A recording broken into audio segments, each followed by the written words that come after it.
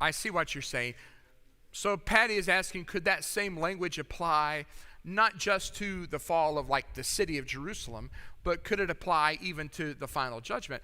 I think that's a fair point to make because, as we've talked about several times, judgment in the Bible is one of those categories, and there are many different examples of it, and the destruction of Jerusalem is a major example of it, as of course is the final judgment.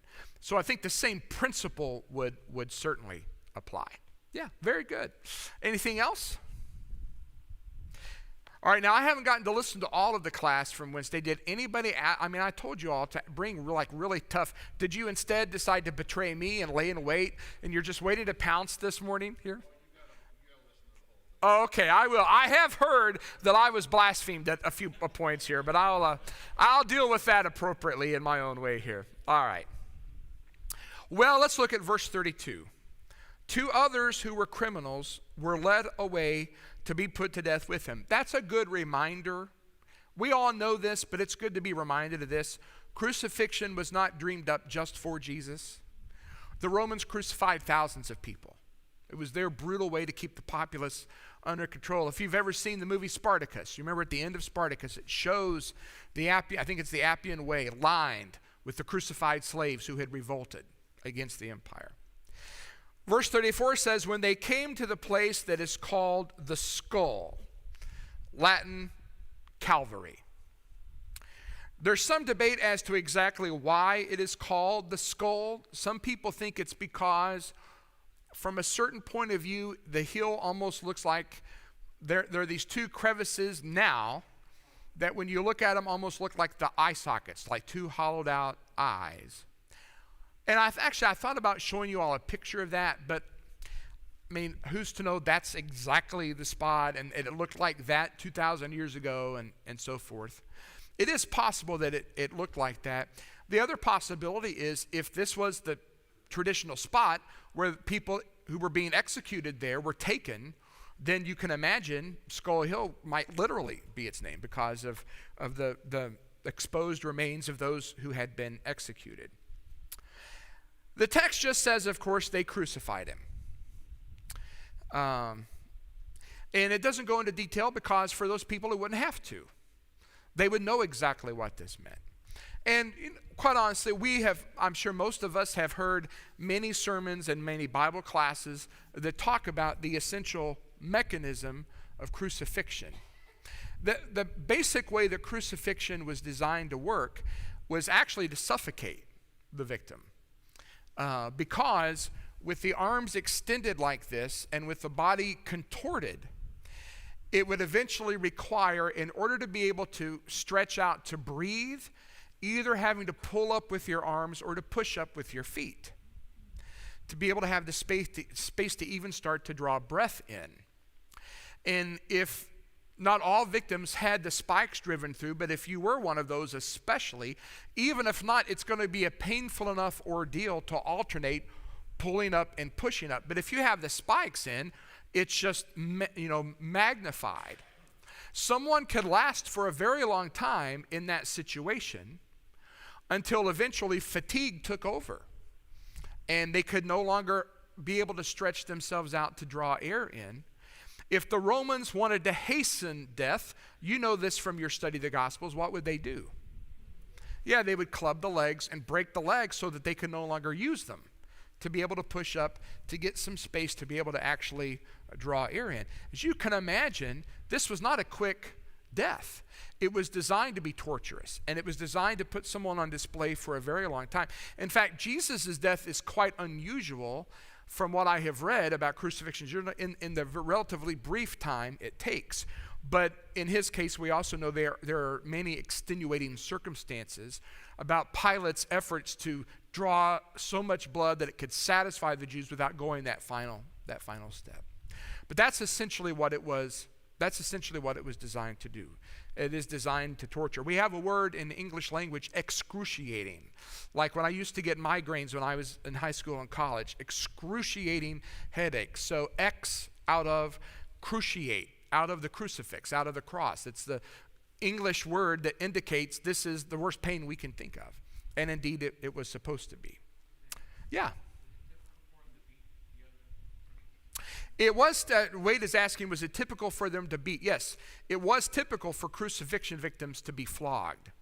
The gospel accounts do seem to suggest, though, that Jesus was actually flogged twice, and one was a far more severe form of flogging, which actually could sometimes even be used as the actual form of execution. That's the kind, if you saw the movie The Passion, that they in a very grisly way illustrated. The criminals, says, are put one on one side and one on the other. And Jesus said, Father, forgive them, for they know not what they do. Now, you may recall that way back in chapter 6, when Jesus gave the Sermon on the Plain, the Lucan equivalent of the Sermon on the Mount, that Jesus talked about how to deal with your enemies. And he says in chapter 6, verse 27, love your enemies, do good to those who hate you, bless those who curse you, pray for those who abuse you. So Jesus is quite literally practicing what he preached when he prays for the forgiveness for all of these who are involved in his crucifixion. What detail does it give to us at the end of back to chapter 23, at the end of verse 34? Yeah, they cast lots, dice, we would think maybe, to divide his garments. So the Roman soldiers, all they see here is someone to just exploit one final time. They've already had their fun mocking him, ridiculing him, beating him. Now the last thing to do is just, he's not going to need this anymore. So let's play a game to see who's going to get it.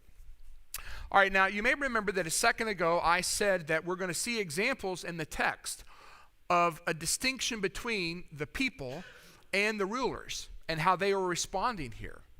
Just to drive home the point that not every single Israelite present there felt the same way about what's taking place. So notice carefully verse 35, and the people stood by watching, but, in strong contrast, but what does it say the rulers did? Yes, it says that they scoffed at him, saying, he saved others, let him save himself, if he is the Christ of God, his chosen one. The soldiers also mocked him, coming up and offering him sour wine, and saying, if you are the king of the Jews, save yourself. There was also an inscription over him, this is the king of the Jews. What point do you think Luke is trying to drive home here about the identity of Jesus? He says it over and over again, right? The Christ of God, the chosen one, the king of the Jews, the king of the Jews. And this is an example of, over and over again, people actually confessing the truth, although they think they're making fun, but they are speaking better than they know. What they're saying is actually truer than they realize. For example, hold your place here and go back, if you would, to chapter 9. To chapter 9. The story of the Transfiguration. When the voice from heaven speaks at the Transfiguration, verse 35, what does the voice call Jesus? This is my son, my chosen one. Yeah. Now the rulers are calling Jesus that, trying to mock him. They're actually confessing who he is. And of course, we've seen repeatedly the reference to the fact that he is the king of the Jews. If you go all the way back to chapter 1, which gives me a chance to remind us, it's always helpful as you move through Luke to think about those opening songs, the Song of Mary and the Song of Zechariah. Notice in chapter 1 what it says in verse 31. The angel says this to Mary, behold, you will conceive in your womb and bear a son, and you will call his name Jesus. He will be great and will be called the Son of the Most High, and the Lord God will give to him the throne of his father David, and he will reign over the house of Jacob forever, and of his kingdom there will be no end. So all the things that the people here who are saying are things that are actually true. Another thing to notice about what they are saying is that Jesus has already told us they would do this. So look with me in chapter 18.